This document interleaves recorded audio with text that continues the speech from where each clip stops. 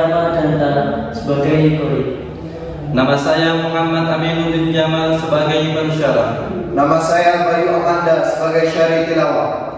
Assalamualaikum warahmatullahi wabarakatuh. Alhamdulillahilladzi allafa baina qulubina wassalatu wassalamu ala sayyidil mustafa wa ala alihi wa ashabihi ahli sidqi wal wafa, amma ba'du.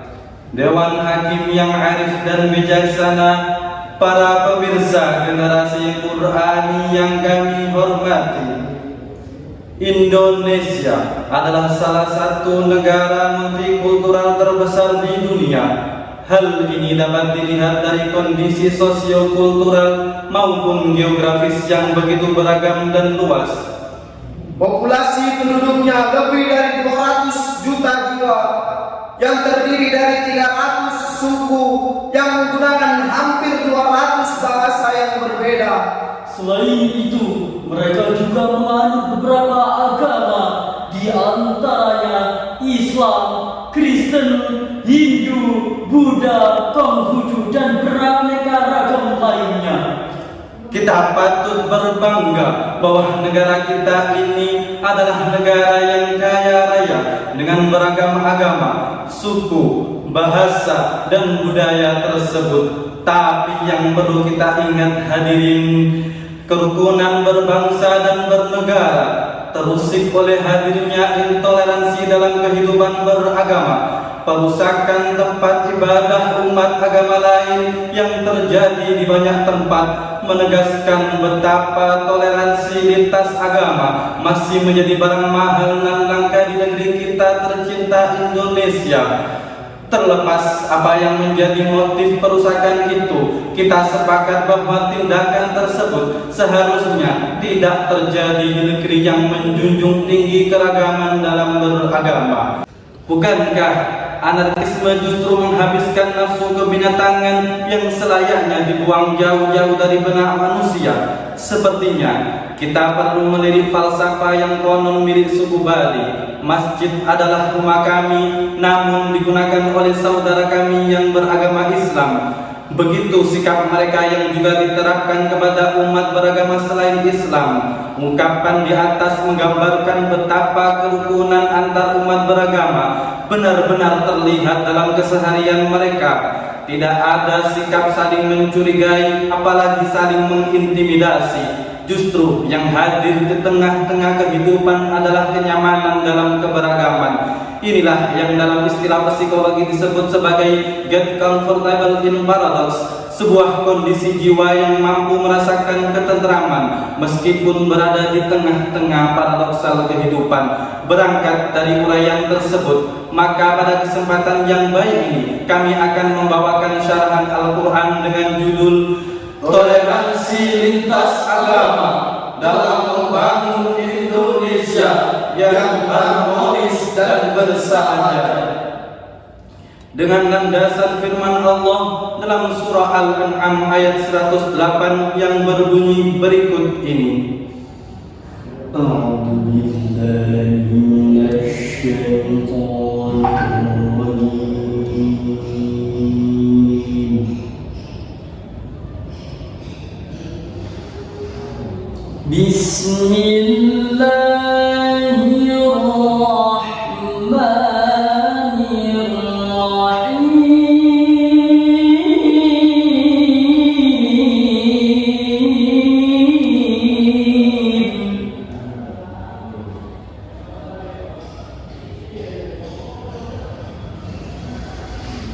ولا تسبوا الذين يدعون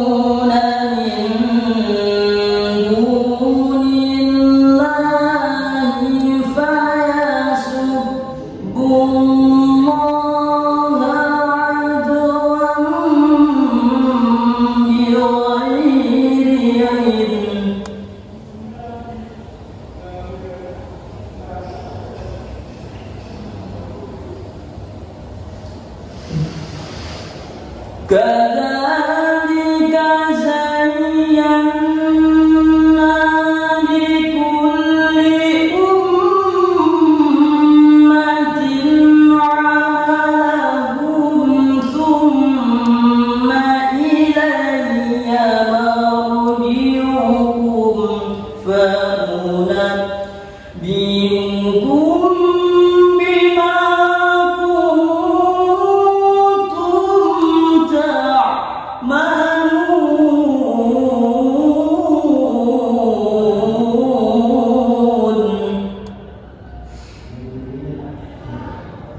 Hamba berlindung kepada Allah dari godaan syaitan yang terkutuk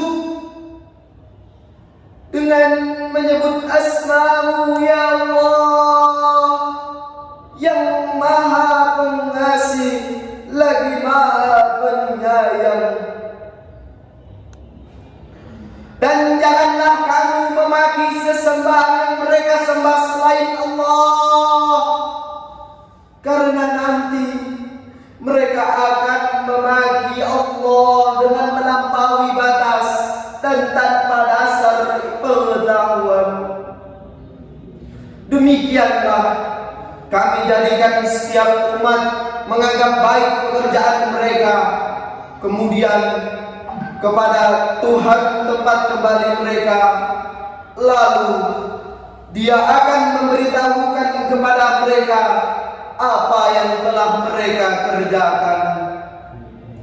Hadirin rahimakumullah, mengenai ayat di atas Ibnu Katsir menjelaskan bahwa Allah melarang umat Islam untuk memaki Tuhan orang-orang kafir, walaupun ada nilai kemaslahatan dalam makian tersebut, sebab akan terdapat mafsadah atau kerusakan yang lebih besar, yaitu sikap mereka yang memaki Tuhan orang-orang beriman.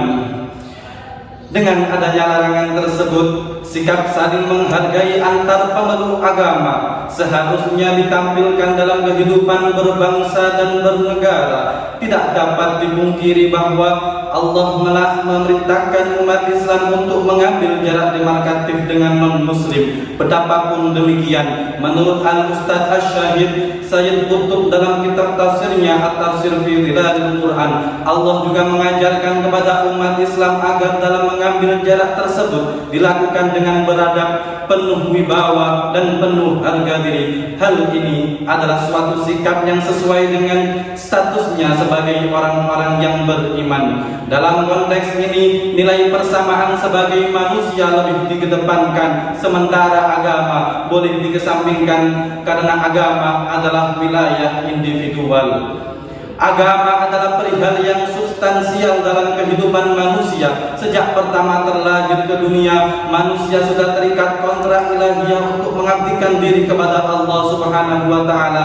Inilah yang menjadikan manusia selalu mencari realitas kebenaran mutlak yang pada akhirnya akan bertemu dengan Allah Subhanahu wa Ta'ala. Namun dalam praktiknya, tidak semua orang diberi hidayah untuk memeluk Islam sebagai agama yang paling diridhoi. Aneka agama yang hadir di tengah-tengah kehidupan adalah bukti ketidaktunggalan hasil pencarian agama masing-masing insan. Toleransi lintas agama adalah syarat mutlak untuk menjalin kerukunan di tengah kehidupan bangsa yang beraneka ragam. Pluralitas sendiri sebenarnya adalah sebuah keniscayaan yang sengaja diciptakan oleh Allah Subhanahu wa Ta'ala dengan keragaman, khususnya dalam masalah agama. Kedewasaan sikap menjadi tuntunan utama, sebab jika hal itu diabaikan, maka akan menimbulkan kekacauan yang justru merusak tatanan kehidupan. Hadirin rahimakumullah, Islam adalah agama yang diturunkan kepada seluruh umat manusia. Islam sebagai rahmatan lil alamin, rahmat bagi seluruh manusia dan semesta alam.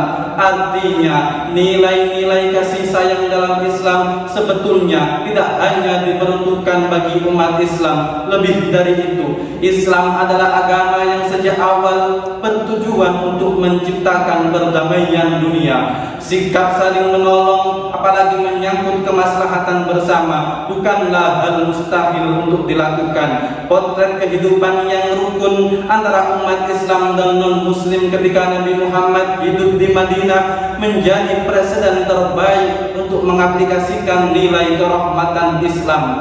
Islam sebenarnya membuka keran yang lebar bagi umatnya untuk berbuat baik kepada umat agama lain.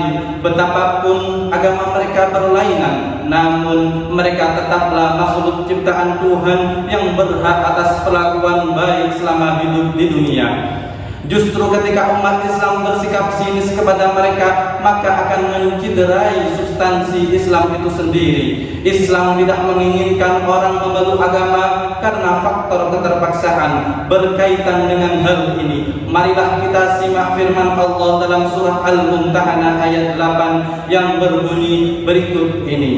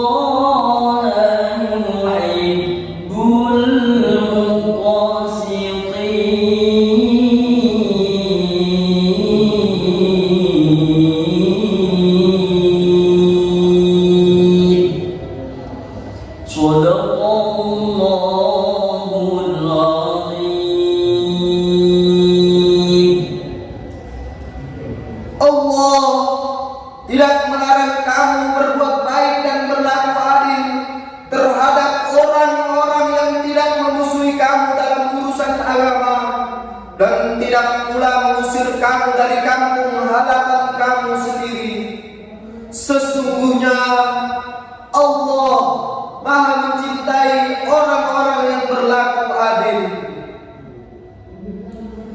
Maha benar Allah dengan segala firman-Nya, dan Dialah yang Maha Agung.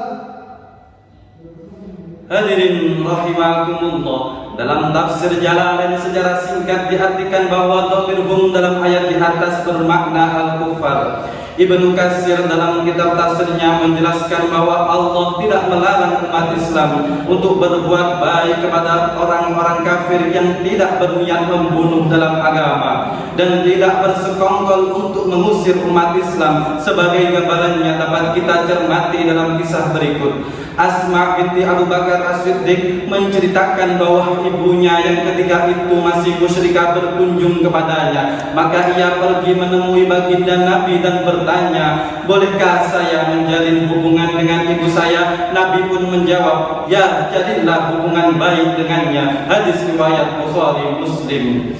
Hadirin, pentingnya membangun bangsa yang harmonis dan bersahaja seharusnya menjadi kesadaran bagi seluruh elemen bangsa, di mana hal ini baru dapat diwujudkan ketika seluruh elemen bangsa dapat berjabat erat, bersatu padu, bergandengan tangan, mewujudkannya dalam kehidupan bangsa yang berbhinneka tunggal ika. Sekat agama yang seringkali dijadikan pembatas ekstrim hendaknya dihindarkan untuk mencapai keharmonisan dan kebersahajaan bangsa. Harmonis adalah arti hadirnya kerukunan di tengah keberagaman. Bersahaja dalam pengertian berpegang teguh terhadap moralitas dan patut menjadi teladan bagi bangsa lain. Mengutip apa yang dituliskan oleh Marwan Ja'far dalam sebuah opini di harian Republika, kita perlu kembali pada prinsip umum ajaran Islam tentang eksistensi agama lain, yakni pengakuan terhadap nilai-nilai kemanusiaan dan keabsahan de facto dan de jure sebagai bagian integral dari sebuah komunitas. Hubungan Islam dan pemeluk agama lain wajib dipandang sebagai anggota yang memiliki tanggung jawab terhadap keutuhan komunitas. Hadirin rahimakumullah, simpulan yang dapat kita petik dari syarahan Al-Quran di atas adalah sebagai berikut. Yang pertama, di tengah kehidupan bangsa yang plural, toleransi menjadi pijakan utama untuk merajut persatuan dan kesatuan. Ketika toleransi hilang di tengah-tengah kehidupan, maka yang terjadi adalah sikap saling mencurigai yang berimbas pada ketidaknyamanan dalam kehidupan berbangsa dan bernegara. yang kedua, toleransi dalam konteks agama Islam adalah bagian dari cara membumikan nilai kerahmatan Islam terhadap alam semesta. Ketika hal ini dapat terwujudkan, maka kedamaian di bumi tercinta Indonesia akan menjadi sajian yang utama. Yang ketiga, Jika toleransi lintas agama dapat terjadi, impian hidup di tengah bangsa yang harmonis dan bersahaja insya Allah akan segera terwujudkan, sehingga bangsa kita, bangsa Indonesia akan jadi bangsa yang baldatun thayyibatun wa rabbun ghafur. Amin, amin ya rabbal alamin. Penutup kata pantun Karmina, pohon dadap di tepi laman, mohon maaf atas segala kekurangan. Wabillahi taufiq wal hidayah, wal ridha wal inayah. Wassalamu alaikum warahmatullahi wabarakatuh.